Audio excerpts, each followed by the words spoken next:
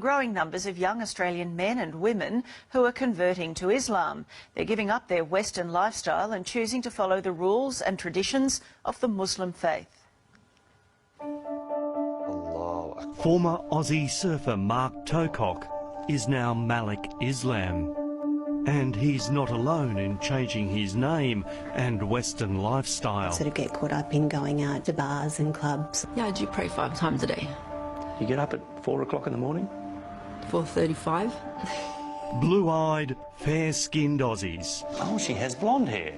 Yeah. Embracing a faith that some people associate with religious extremism. After 9/11, I actually went out and did some kind of nasty things to Muslim people when I seen them in the street. And their parents. When he said to you, I want to convert, what were your thoughts?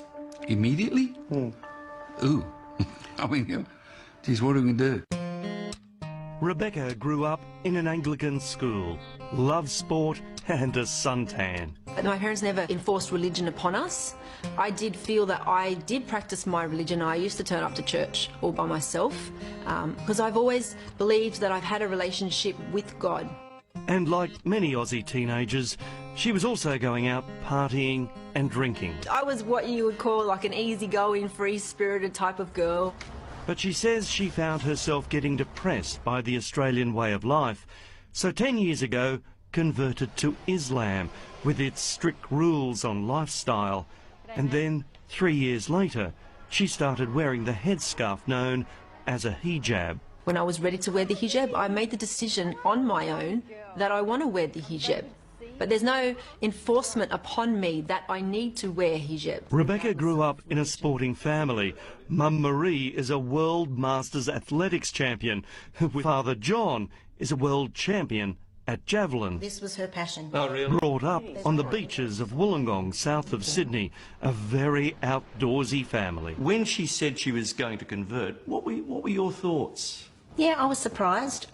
She asked the question, what did I think about her changing and converting to Muslim? And I said, if that's your choice, you're our daughter, you'll always be our daughter, and we're proud of you. And if that's what you want to do, well, then we support you. My girlfriends, I still have coffee, I still go to fundraisers, I enjoy myself.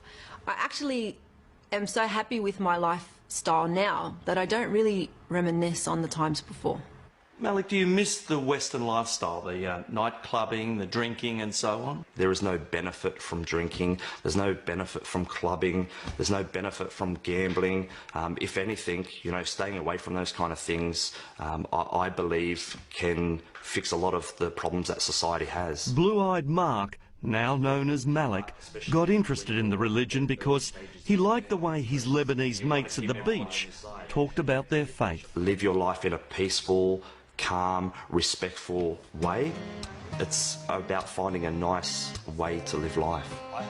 He's since met his wife Asma, and together they run a successful small business. As long as he's happy. But he has changed his name. You felt at the time he wanted to become part of that society, which he couldn't do with his English name. Right, he would have always been an outsider. So it was a bit surprising to them. Not all parents are as accepting. They were a bit concerned. Siobhan grew up in Sydney's eastern suburbs, went to a Catholic school and is the daughter of a plumber. The bars and clubs are no more. I found liberation, sort of not oppression, in covering up my body, because I could then you know, project the true person who I was, not what I looked like, so people could judge me on the content of my character, not on the exterior. For many Australians, if it wasn't for the hijab, we wouldn't really know their religion. But just like Christian nuns, those Muslims who are more deeply religious say this dress gives them a spiritual connection. It's teaching you to be more pure, to remember all the time that you are veiled, so check your manners, check the way you speak, make sure you're acting in a correct manner, because a veiled woman, you know, shouldn't be misbehaving. And so it was they decided to break down some barriers and have National Hijab Day, letting non-Muslim women try one on. I play sport with women that wear the hijab, and I just want to just feel how they felt. If someone does something bad, it's not a reflection of their faith, it's a reflection of them as a person. It's not the majority that think like this, that act like this.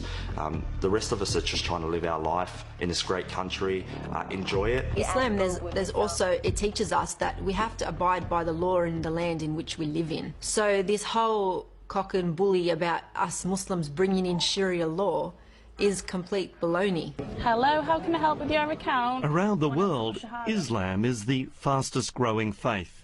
5,000, mainly white British people, are converting each year. My friends, they've really been supportive. When I started wearing the headscarf, it was a shock, but they've got used to me wearing a scarf, and they don't even see the scarf anymore. And like here, it's young people looking for a more modest way of life. Everybody's very loose, you know, you can go out and get drunk.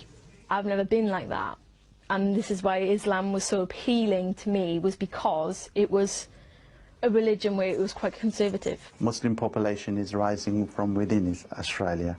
Migration is not the major contributing factor. Islamic expert Dr. Jan Ali from the University of Western Sydney says while the numbers here aren't anything like Britain, Aussies are converting for some simple reasons.